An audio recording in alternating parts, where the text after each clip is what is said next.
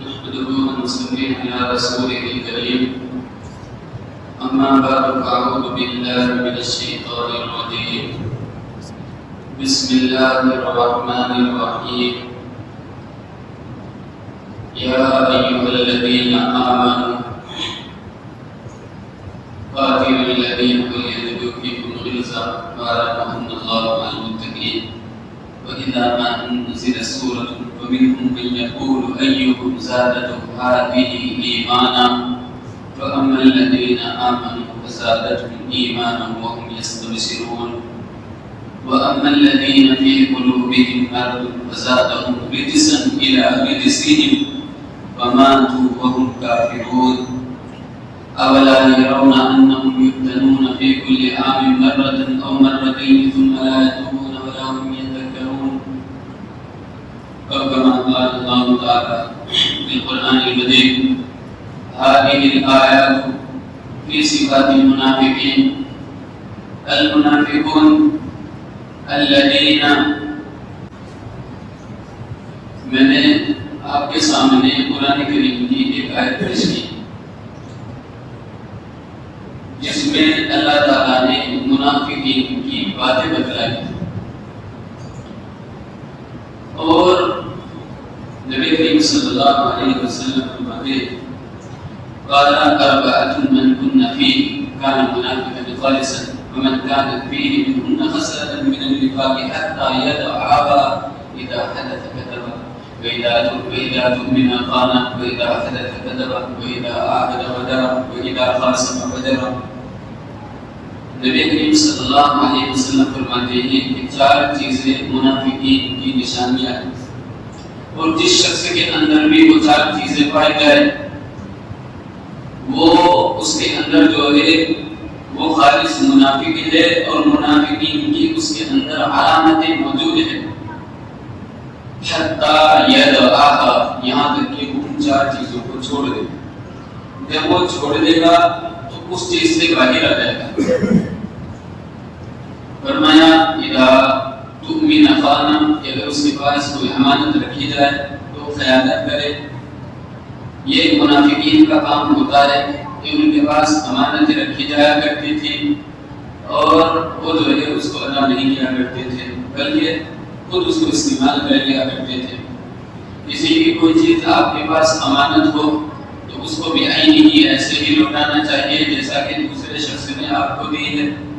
اگر آپ اس کو اس طریقے پر نہیں لوٹاؤ گے تو خائن کہلاؤ گے. ان اللہ لا يحب الخائنین اللہ تعالیٰ خود فرماتے ہیں کہ خائنین سے محبت نہیں کرتا ہوں. اللہ تعالیٰ جس سے محبت نہ کرتے ہو خود سوچو وہ کیسا انسان ہوگا. پھر فرمایا اذا حدث كذب کہ جب بھی وہ بولے جھوٹ بولے. یہ بھی منافقین کی علامتوں میں سے ایک علامت ہے اور آج دیکھو ہم سب اس کے اندر ملبوس ہے. ہم سب جھوٹ بول رہے ہیں. امام بھی جھوٹ بولتا ہے تو مقتدی بھی جھوٹ بولتا ہے. سب جھوٹ میں مشغول ہے اور خود کو اچھا سمجھ رہے ہیں. حالانکہ نبی کریم صلی اللہ علیہ وسلم سے کسی نے پوچھا کہ اللہ کے رسول آپ یہ بتلائیے کیا مومن بھی کبھی جھوٹ بول سکتا ہے؟ نبی کریم صلی اللہ علیہ وسلم نے فرمایا کہ مومن چور بھی ہو سکتا ہے, مومن شرابی بھی ہو سکتا ہے, مومن جو ہے جھوٹا نہیں ہو سکتا. تو نبی کریم صلی اللہ علیہ وسلم نے تو یہ چیزیں بتلائی اور پھر فرمایا وَإِذَا عَاهَدَ غَدَرَ کہ جب وہ کسی سے کوئی عہد کر لیتا ہے, کسی کے ساتھ کوئی معاہدہ کر لیتا ہے تو وہ اس میں جو ہے غدر کرتا ہے. غدر کے معنی یہ ہے دھوکہ دیتا, دھوکے باز ہوتا ہے. یہ منافقین کی عادت ہوتی ہے. یہ وہ کہتے کچھ ہیں کرتے کچھ ہے. حالانکہ مومنین تو ایسے ہوا کرتے ہیں کہ جو کہہ دیا وہ یہ سمجھتے ہیں کہ وہ پتھر کی لکیر ہے, وہی حق اور سچ ہے, اسی پر ڈٹ جاتے ہیں. لیکن منافقین جو ہوتے ہیں وہ اپنا مفاد تلاش کرتے پھرتے ہیں. جیسے کہ آپ نے دیکھا ہوگا نبی کریم صلی اللہ علیہ وسلم نے منافقین کو مشابہت دی ہے شاۃ عائلہ کے ساتھ. شاۃ عائلہ اس بکری کو بولتے ہیں جو کبھی کسی بکری کے پاس سے جاتی ہے, کبھی کسی بکری کے پاس سے جاتی ہے. اور خود جو ہے وہ سین لگا کر بکرے کو جو ہے تیار کرتی ہے. وہ خود بکرے کو تیار کرتی ہے تاکہ بکرا اس چیز کے لیے تیار ہو جائے. تو نبی کریم صلی اللہ علیہ وسلم فرماتے ہیں منافقین بھی ایسے ہی ہوتے ہیں کہ اپنے مفاد کے لیے کبھی کچھ کرتے ہیں کبھی کچھ کرتے ہیں. یعنی جہاں پر اپنا مفاد دکھتا ہے وہاں پر بیٹھ جاتے ہیں, جہاں پر مفاد ختم ہو جاتا ہے وہاں سے تعلق جو ہے ختم کر لیتے ہیں. تو یہ منافقین کی باتیں ہوا کرتی ہیں. پھر فرمایا وَإِذَا خَاصَمَ فَجَرَ, کہ جب بھی اس کے ساتھ کسی کی کوئی بات ہو جاتی ہے تو فوراً جو ہے ذاتیات پر اتر آتا ہے, گالی گلوچ پر اتر آتا ہے, برا بھلا کہنے لگتا ہے. حالانکہ مومنین جو ہوتے ہیں وہ کبھی ایسا کام نہیں کرتے ہیں بلکہ تہذیب کے ساتھ بات کرتے ہیں. خود نبی کریم صلی اللہ علیہ وسلم کو اللہ تعالیٰ نے حکم دیا, امر اللہ النبی صلی اللہ علیہ وسلم ان یاخذ العفو من اخلاق الناس, کہ اے نبی آپ معاف کرنے کی عادت ڈالیے, کیونکہ یہ جو ہے لوگوں کے اخلاق میں سے ایک اخلاق. جس شخص پر معاف کرنا نہیں آتا اور جو شخص گالی گلوچ پر آئے تو انسان تھوڑا ہی ہوتا ہے. اسی طریقے سے حضرت تھانوی نبر اللہ مرکزیت نے ایک شخص کا سوال ہے اور اس کے سوال کے جواب میں فرمانے لگے کہ لوگوں نے مجھے تحریک کے زمانے میں خوب ستایا, اتنا ستایا کہ جو مجھ سے واجب تھا, لیکن جو ہے میں ان کے خلاف کچھ نہیں بولتا تھا. پھر اس کے بعد جب تحریک ختم ہو گئی پھر لوگوں کے خطوط آیا کرتے تھے کہ حضرت ہمیں معاف فرما دیجیے, ہم سے بولا غلطی ہو گئی, ہم سے بولا غلطی ہو گئی. تو حضرت جو ہے خود معاف فرما دیا کرتے تھے, تمام خط میں لکھا کرتے تھے کہ میری طرف سے معاف ہے.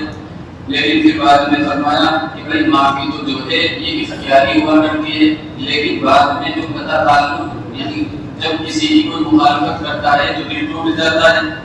جب دل ٹوٹ جاتا ہے تو فرمایا یہ دل کا ٹوٹنا جو ہے غیر اختیاری ہے, اللہ کے ہاتھ میں ہوا کرتا ہے. بھائی دل نہیں ہمارا ٹوٹ سکتا, اگر دل اللہ توڑے گا تو ٹوٹ جائے گا, لیکن ہماری طرف سے معاف. تو اسی طریقے سے جب کسی کے ساتھ بات کرو, اسی طریقے سے جب تمہارے ساتھ کوئی معاملہ ہو جائے تو تمام چیزوں کو سامنے رکھ کر بات کرنی چاہیے. دوسرے کے احسانات بھی آپ کے سر پر ہوتے ہیں, ان کو بھی یاد کرو, اور جو آپ نے کیے ہیں ان احسانات کو بھی یاد کرو, پھر جا کر بات کرو.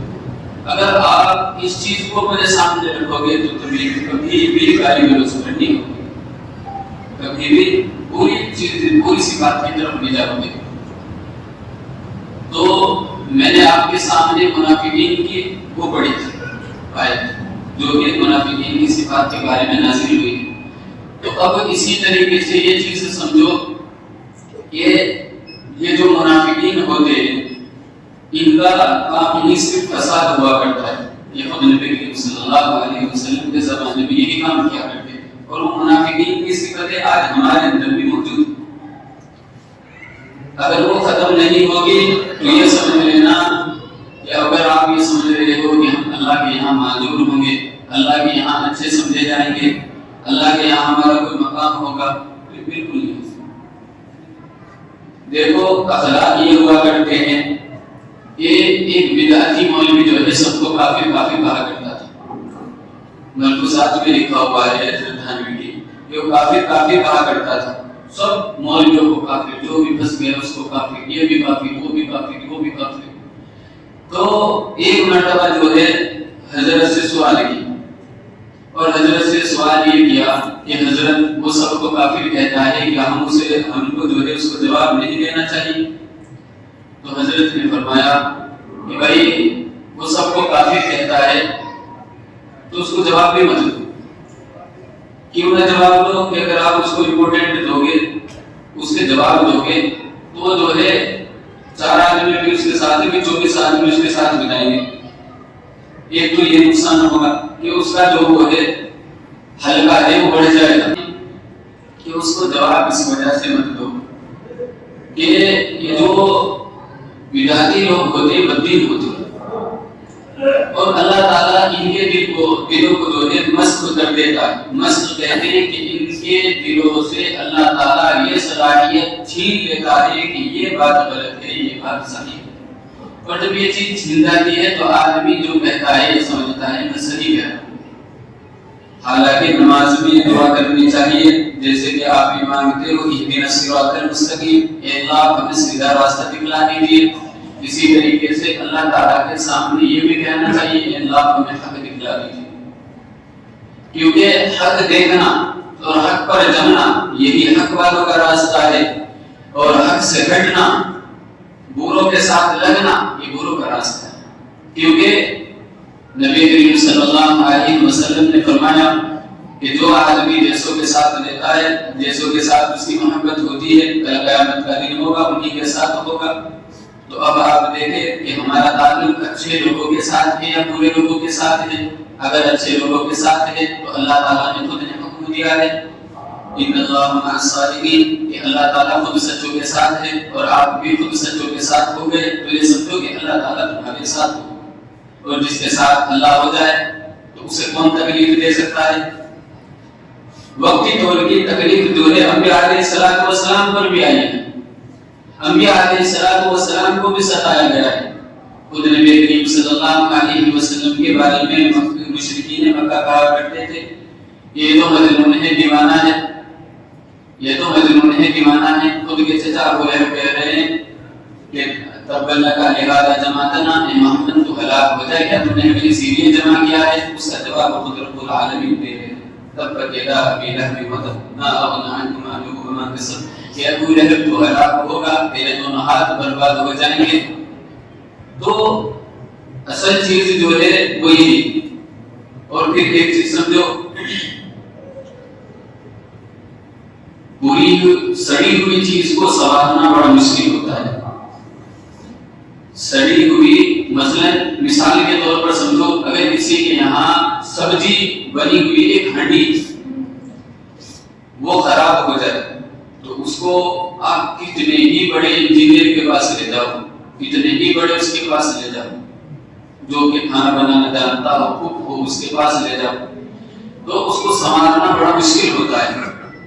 تو اسی طریقے سے جو بدعتی ہوتے ہیں دل خان بن عمر اللہ عنہ کا دعوت فرماتے ہیں کہ اس کو سنوارنا بھی اسی طریقے سے بڑا مشکل ہوا کرتا ہے۔ تو جہاں تک ہو سکے اپنی استطاعت کے مطابق حق کا ساتھ دینا چاہیے، حق والوں کے ساتھ رہنا چاہیے، اچھے لوگوں کے ساتھ بیٹھنا چاہیے، بروں سے بچنا چاہیے۔ ورنہ تو علماء کرام فرماتے ہیں کہ جب آدمی کوئی لوبڑی سے کوئی چیز سیکھتا ہے تو خود بخود اس کے اندر چالاکی آ جاتی ہے، یعنی چالاکی اس کو سیکھنے کی ضرورت نہیں پڑتی ہے، خود بخود اس کے اندر چالاکی موجود ہوتی ہے۔ تو اسی طریقے سے جو آدمی اچھوں کے پاس بیٹھتا ہے خود بخود اچھا بن جاتا ہے۔ خود نبی کریم صلی اللہ علیہ وسلم نے بھی یہی حکم دیا ہے، خود اللہ تعالیٰ نے بھی یہی حکم دیا ہے کہ بھائی اچھوں کے ساتھ رہو۔ یا ایھا الذین آمنوا اتقوا اللہ وکونوا مع الصادقین، اے ایمان والو جو اللہ سے ڈرتے ہیں سنو، ان کو چاہیے کہ وہ اچھوں کے ساتھ رہے، لوگوں سے دور رہے، ان لوگوں سے دور رہے جو فساد پھیلاتے ہیں، ان لوگوں سے دور رہے جو فتنہ پھیلاتے ہیں، کیونکہ ان لوگوں کا یہی کام ہوا کرتا ہے، اور وہ سمجھتے نہیں ہیں، نہ حق کو سمجھتے ہیں، نہ صحیح کو سمجھتے ہیں، نہ غلط کو سمجھتے ہیں۔ وہ اس وجہ سے نہیں سمجھتے ہیں کہ اللہ تعالیٰ نے ان کے دلوں کو مست کر دیا ہے، اللہ تعالیٰ نے ان کے دلوں سے یہ صلاحیت اٹھا دی ہے کہ وہ یہ سمجھے کہ بھائی یہ صحیح ہے، غلط۔ اب خود دیکھو، یعنی خود نبی کریم صلی اللہ علیہ وسلم جس کے بارے میں فرمائے کہ جو آدمی جس سے محبت رکھتا ہے وہ اسی کے ساتھ ہوگا۔ اگر ہماری محبت ابو جہل کے ساتھ ہوئی تو ہم ابو جہل کے ساتھ ہوں گے یا نہیں ہوں گے؟ اگر ہماری محبت برے لوگوں کے ساتھ ہوئی، چرچیوں کے ساتھ ہوئی، بھنچیوں کے ساتھ ہوئی، ان لوگوں کے ساتھ ہوئی جو کہ محلے میں پھوٹ ڈالتے ہیں، فساد پھیلاتے ہیں، نہ وہ اپنوں کو بخشتے ہیں نہ کسی دوسرے کو بخشتے ہیں، اگر ہماری محبت ان لوگوں کے ساتھ ہوئی کہ ہم ان کے ساتھ نہیں ہوں گے؟ خدا کی قسم میں منبر پر بیٹھا ہوں اور میں بات قسم کھا کر کہتا ہوں، مجھ کو اس بات پر شرع صدر پورا کا پورا ہے، میرے دل میں اس بات کے بارے میں ذرہ برابر بھی شک نہیں ہے کہ جو آدمی جیسوں کے پاس بیٹھتا ہے وہ خود بخود ایسا ہی بن جاتا ہے۔ جو آدمی جیسوں کے پاس بیٹھتا ہے وہ خود بخود ایسا ہی بن جاتا ہے، اسے پتہ تک نہیں چلتا ہے۔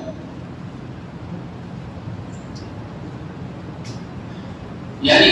میں نے بہت سے اشخاصوں کو ایسا دیکھا ہے کہ وہ علماء کرام کے پاس پہلے ایسے ہی آتے تھے، اور اس کے بعد میں نے خود نے دیکھا، اللہ کی قسم آپ میں سے شاید کوئی ہو، میں تو نہیں جانتا، اللہ کی قسم تو نہیں پتا آپ کے بارے میں، لیکن میں نے اپنی نظر میں کوئی نہیں دیکھا کہ وہ داڑھی مونڈا شخص تھا اور ایسے بول رہا تھا اپنے ایمان کے بارے میں کہ مجھے سے میرا ایمان تو نہیں چھن گیا کہ میں نے پورا کام کر لیا۔ تو جب آدمی سمجھتا ہے، اچھوں کے پاس رہتا ہے، تبھی سمجھتا ہے کہ مجھ سے غلطی ہوئی ہے، ورنہ آپ غلطی بھی کرو گے، آپ اپنی غلطی کو غلطی نہیں مانو گے، کیونکہ اللہ تعالیٰ توبہ کی توفیق ان لوگوں کو دیتا ہے۔ یہ چیز کان کھول کر سننا کہ اللہ تعالیٰ توبہ کی توفیق ان لوگوں کو دیتا ہے جو آدمی یہ سمجھتے ہو کہ نہیں میں نے یہ کام غلط کیا ہے، میں نے یہ کام شریعت کے خلاف کیا ہے، میں نے یہ کام اللہ کے خلاف کیا ہے، میں نے یہ کام محمد رسول اللہ کی مخالفت میں کیا ہے، کیونکہ اس کام کے لیے نبی کریم صلی اللہ علیہ وسلم نے منع کیا تھا اور مجھ سے یہ کام ہو گیا، مجھ سے غلطی ہوئی ہے۔ اگر آپ کے دل میں یہ بات آ گئی تو اللہ تعالیٰ آپ کو توبہ کی توفیق بھی دے گا اور اللہ تعالیٰ آپ کی توبہ کو قبول بھی کرے گا۔ اگر آپ کے دل میں یہ بات نہیں آئی تو پھر کچھ نہیں۔ دیکھو میں ایک قرآن کریم ہی میں وہ مثال بیان کی ہے اور میں نے بھی وہی آیت پڑھی تھی کہ اللہ تعالیٰ فرماتے ہیں کہ جب کوئی آیت نازل ہوا کرتی تھی نبی کریم صلی اللہ علیہ وسلم کے زمانے میں تو منافقین کہا کرتے تھے وَأَيُّكُمْ زَادَتْهُ هَٰذِهِ إِيمَانًا، کہ لوگوں یہ جو آیت نازل ہوئی ہے، یہ جو قرآن کریم نازل ہوا ہے، یہ کہتے ہیں کہ بھئی قرآن کریم سے جو ہے ایمان بڑھتا ہے، تو بتلاؤ آپ میں سے کہ آپ کا کس کا ایمان بڑھا ہے، آپ میں سے کس کا ایمان بڑھا ہے؟ تو جو مومنین ہوا کرتے تھے وہ کہا کرتے تھے کہ ہمارا ایمان بڑھا ہے، وَهُمْ يَسْتَبْشِرُونَ، اور وہ اس سے خوش بھی ہوا کرتے تھے کہ اللہ تعالیٰ نے ہمیں اس گناہ سے بچا لیا ہے، اللہ تعالیٰ نے ہمیں اس برائی سے بچا لیا ہے، اللہ تعالیٰ نے ہمیں اس بدعت سے بچا لیا ہے، وہ اس پر خوش ہوا کرتے تھے۔ اور جو منافقین ہوا کرتے تھے ان کو کوئی فکر نہیں ہوا کرتی تھی، وہ یہ سمجھتا کرتے تھے کہ ہم صحیح ہیں، وہ یہ سمجھا کرتے تھے ہم صحیح فَأَيُّكُمْ زَادَتْهُ هَٰذِهِ إِيمَانًا فَأَمَّا الَّذِينَ آمَنُوا فَزَادَتْهُمْ إِيمَانًا وَهُمْ يَسْتَبْشِرُونَ وَأَمَّا الَّذِينَ فِي قُلُوبِهِم مَرَضٌ فَالنِّفَاقُ، اور جن کے دلوں میں نفاق ہوا کرتا تھا، جن کے دلوں میں دوغلاپن ہوا کرتا تھا، وَأَمَّا الَّذِينَ فِي قُلُوبِهِم مَرَضٌ، یعنی جن کے دلوں میں نفاق ہوا کرتا تھا، یہ بدبو ہوا کرتی تھی، یہ کینہ کپٹ ہوا کرتا تھا، اللہ تعالیٰ ان کو جو ہے کبھی کسی چیز میں آزمایا کرتے تھے، کبھی کسی چیز میں آزمایا کرتے تھے، یعنی مرتن و مرتين، سال میں جو ہے ان پر ایک دو مرتبہ فتنہ نازل کیا کرتے تھے، اور وہ پھر جو ہے اپنے آپ کو خالص مومنین کہا کرتے تھے کہ ہم تو سیدھے مومن ہیں۔ پھر جب اللہ تعالیٰ ان سے وہ ساری چیزیں دور کر دیا کرتا تھا، پھر وہ اسی حالت پر آ جایا کرتے تھے، پھر وہ ایسے ہی منافق رہا کرتے تھے۔ زادہم رجسا الی رجسہم وماتوا وہم کافرون، اور حال یہ ہوا کرتا تھا کہ وہ گندے ہی اس دنیا سے چلے جایا کرتے تھے۔ تو خدا را ایسے مت بنو کہ ہم بھی انہی لوگوں کے ساتھ شامل ہو جائے، ہم بھی انہی لوگوں کے ساتھ ہمارا بھی شمار ہو کہ اللہ تعالیٰ ان کی برائی کر رہا ہے، اللہ تعالیٰ ان کو برے کہہ رہا ہے، اور ہم اس گھمنڈ میں رہے کہ ہم صحیح ہیں، ہم صحیح ہیں۔ تو صحیح وہ ہے جس کو اللہ تعالیٰ صحیح کہے، صحیح وہ ہے جس کو محمد الرسول اللہ صحیح کہے، اور صحیح وہ ہے جس کو سماج اور سوسائٹی والے صحیح کہے۔ اپنے کہنے سے کوئی صحیح نہیں بنا کرتا۔ آپ مسجد میں ہو، آپ نے کسی شخص کو ایسے کو دیکھا ہے جو خود یہ کہتا ہو کہ میں برا ہوں، جو اپنی برائیاں گنواتا ہو، دیکھا ہے کوئی بستی میں کسی کو؟ آپ ایک بھی شخص ایسا نہیں پاؤ گے جو یہ کہتا ہو، اپنی برائیاں گنواتا ہو کہ میں برا ہوں، بلکہ جس کے بھی پاس بیٹھو گے وہ اپنے اچھے اوصاف بدلاتا ہے۔ وہ یہ بتلائے گا کہ میں نے یہ بھی کام کیا ہے، میں نے یہ بھی کام کیا ہے، میں نے یہ بھی کام کیا ہے، لیکن اچھا کام کس نے کیا ہے وہ سماج والے کہتے ہیں، سوسائٹی کہتی ہے کہ بھائی نہیں فلاں آدمی اچھا ہے، فلاں آدمی برا ہے۔ میں نے ایک چیز دیکھی ہے اپنی زندگی میں، وہ یہ ہے کہ کہ جس کے بارے میں 10 آدمی یہ کہے کہ بھائی فلاں آدمی اچھا ہے، اکثریت جس کے بارے میں یہ کہے کہ فلاں آدمی اچھا ہے، اللہ کی قسم میں نے اس کو اچھا پایا، اور جس کے بارے میں اکثر آدمی پیچھے کہے یہ برا ہے، میں نے اس کو برا پایا۔